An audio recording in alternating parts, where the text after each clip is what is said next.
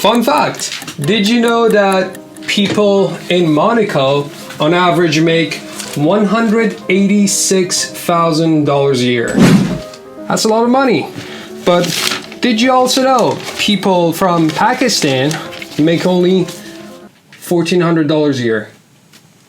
Look at this. Huge difference, big gap. But the real question that we're gonna ask ourselves and answer in this video is,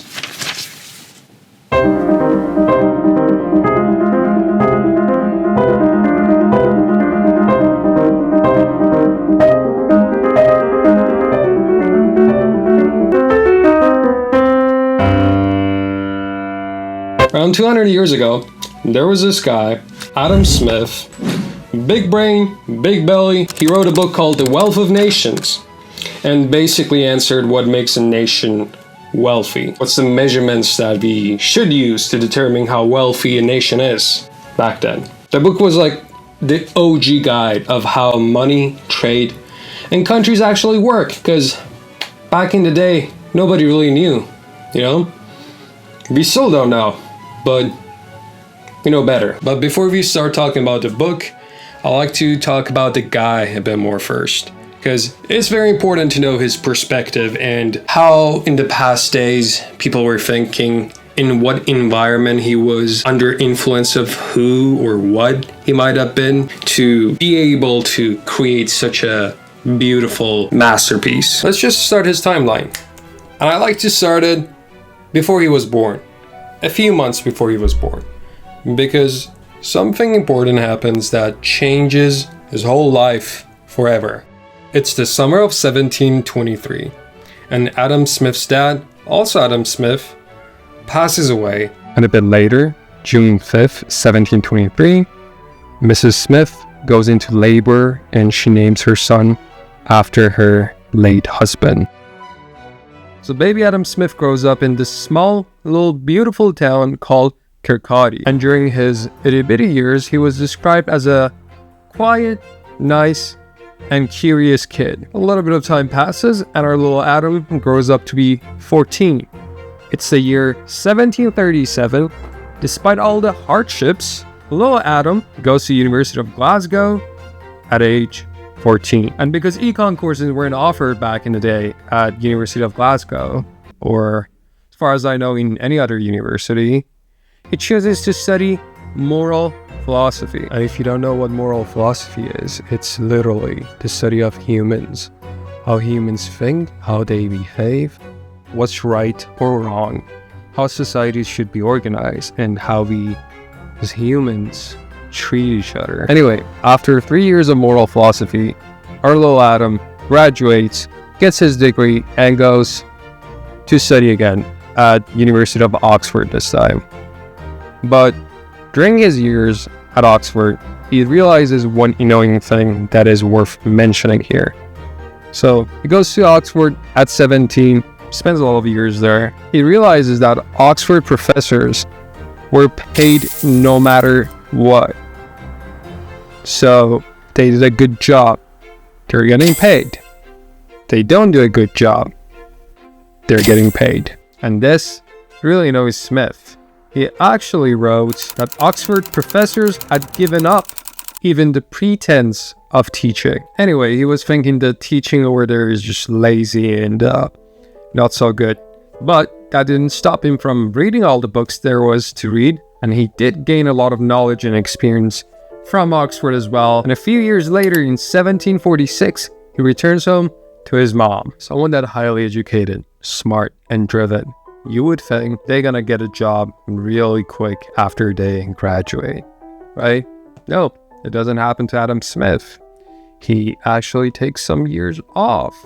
While he's taking years off, not working, he reads, writes, he thinks a bit more. And here he's basically building the mental groundwork for what will become his future masterpiece. Anyhow, the years pass and he's just living life, you know? His mama makes him haggis every Wednesday night, every Saturday night's out with the boys, and finally, enough's enough. He lands his first big boy job. he becomes a prof. He becomes a prof where he studied himself when he was 14. University of Glasgow. It's the year 1751, and he's a fresh young professor at the University of Glasgow. He starts by teaching logic at first. Then, slowly, he moves toward what he loves, moral philosophy. Legend goes that his lectures were so fire that his students just went to the lecture halls 15 minutes early, didn't eat lunch just to be able to digest what was happening in the classroom. Then in 1759, he publishes his first big book, The Theory of Moral Sentiments, which I recommend you read if you're into human nature, philosophy, ethics, and stuff. After releasing The Theory of Moral Sentiments, his reputation gets so good, something huge happens for him. In 1763, this rich, powerful British politician hits him up like, "Hey Adam, I need a favor. Yeah Adam, I got this annoying teenage stepson. He's the 3rd Duke of Buccleuch. Rich, titled, kind of a big deal. Can you take him on a grand tour of Europe for a couple of months or, I don't know, maybe years? We pay you money, by the way. Pay you a lot of money. I mean, a pension yearly, £300. Did you make that deal? I'd make that deal. I don't blame you. Damn good deal. So Adam and the little young Duke set sail and they go to Europe. So again, why was this a huge deal? He gets his hand on some money, £300 a year. Now he can focus on his own nerdy stuff and not work at Glasgow. Also, he gets to see more of the big-brained, powdered-wigged thinkers of his time. And he soaks up fresh ideas about economics, trade, financial markets. And finally, going to that Europe tour, he understands and literally sees how different European governments run their country and what things are going well, what things are not going well. And finally, the Duke's brother kind of gets sick, probably dies. He dies, and they get called back home and goes back to Scotland, Kirkcaldy, back to his mom. So he's back home. What to do now? I'm an experienced guy. I've seen the world now. I have money now. I have free time. What would someone like me do? Well, they probably do whatever nerdy things they like to do, like studying economics, like making the first draft and graph of supply and demand. Picks up his pen or whatever he was using back then and starts creating, writing Wealth of Nations. And from what we have today, he stays low-key and kind of focused for about 10 years, cooking up what will become a guiding book for the economists today. See, Adam Smith was a fascinating guy. He's the father of capitalism, but he's awful with money. Never wanted to be rich. He just didn't care about money. He's genius level smart, but also kind of absent-minded and awkward, with a little ADHD and autism here and there. Despite all his curiosity about human behavior and emotion, he didn't really participate in it himself. The legend goes that he was often awkward in social situations, not very expressive and completely absorbed in his own thoughts. One time he just walked and walked, just deep in thoughts, and it was until he was 16 miles away from his mama's house that he realized where he was and what has happened. And this is actually a true story. It's recorded in the history. The other time, he literally fell into a tanning pit while he was talking to someone and just was lost in the conversation. Like, the dude was obsessed with logic, but he was also very emotional. Maybe he just had a hard time communicating his emotions, but we can tell he was super emotional by just looking at his writings. In his first big book, The Theory of Moral Sentiment, he literally says, "Men naturally desires not only to be loved, but to be lovely.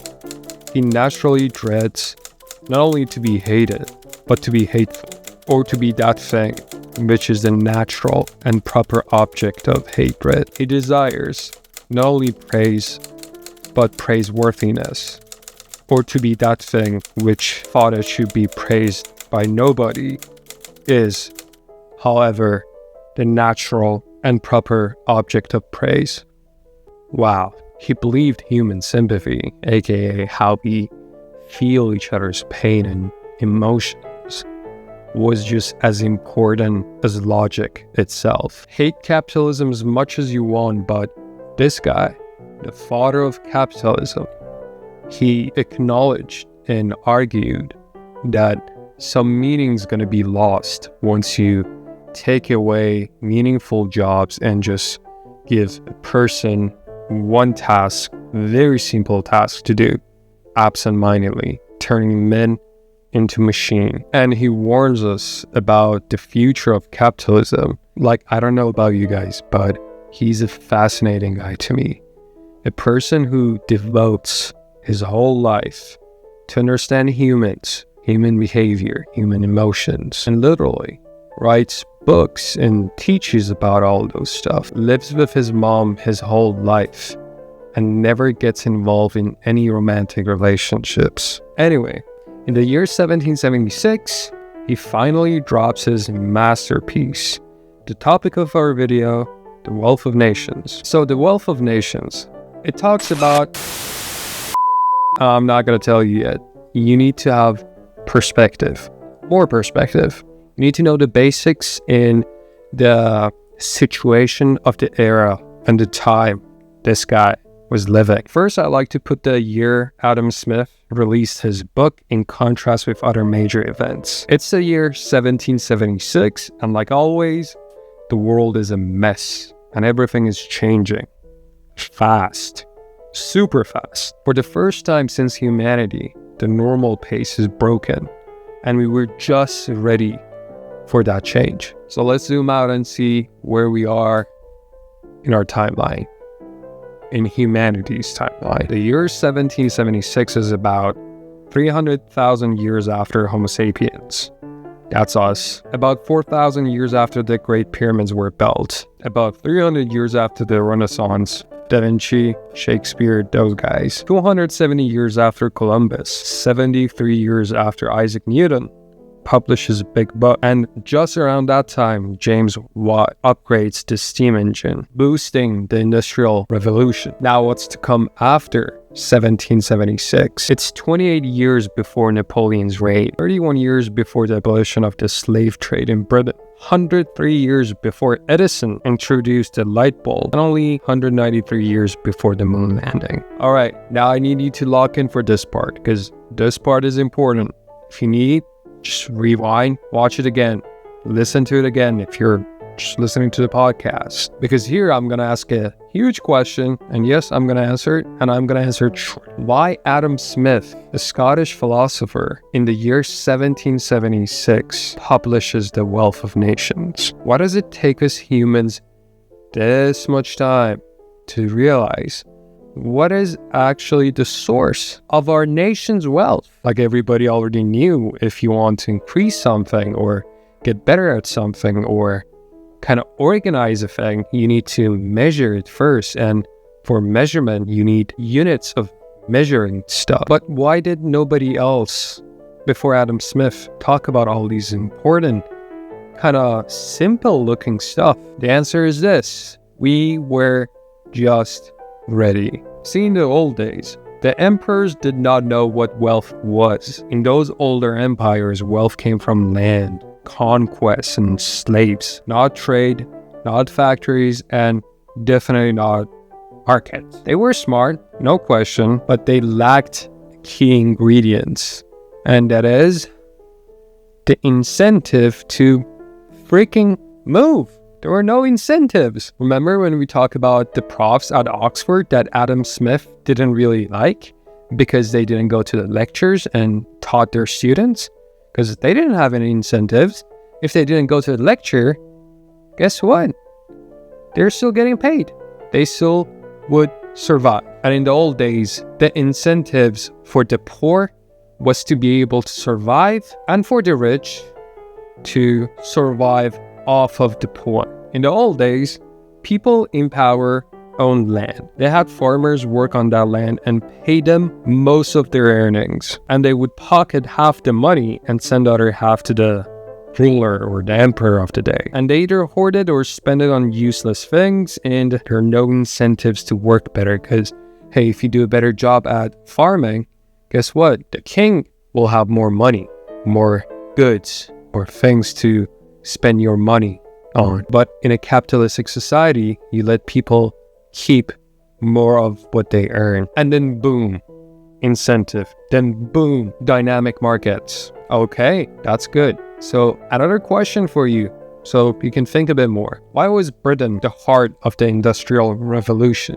The answer to that goes back a couple of hundred years before Adam Smith. See, one of the key events that built the scene for industrialization in Britain was the enclosure movement, aka land reforms.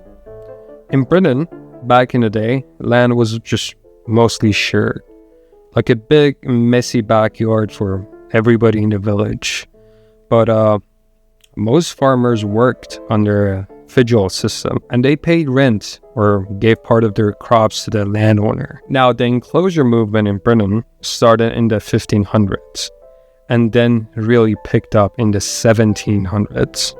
And the British government started enclosing land, meaning they drew borders, built fences, passed laws and said, this land now belongs to this person, privately, period. Now owning land meant something. You could farm it better, invest in it, and make money from it. Farming went from survival mode to business mode. Now you plan long term. Now you have incentive to go from a farmer's kid to a freaking king. And what happened to all the small farmers who got kicked off or sold their land? They went to the cities to fuel the industries and trade their time for services.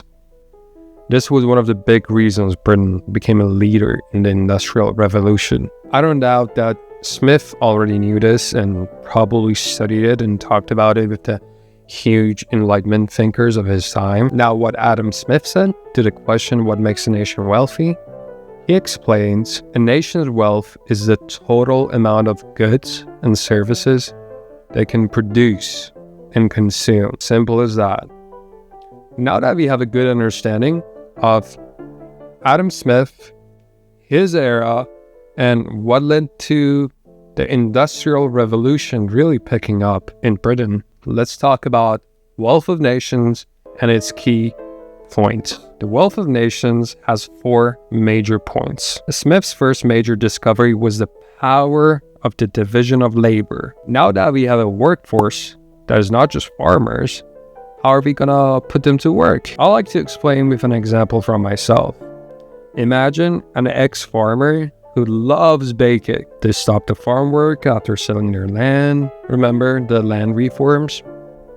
And then with the money they got, they bought a little tiny store. And now they could open a bakery. So the bakery gets opened and people buy bread from them. As months or perhaps years go by, they get better at it. They nail the art, meaning they can do it faster, better, and cheaper. They make the best bread in town, and what happens next is more and more people choose to buy from them instead of making it at home. Why? Because the same reason when you go to Walmart and you want chips, you just don't go buy potatoes and peel them. Also, you gotta buy the oil and already have a pan and a working kitchen and have the time to chop the potatoes very thin and then cook them and then consume them, salt them. Takes time, takes energy, and you're probably not good at it. The potatoes not gonna turn out good. You can even burn them and lose some money there.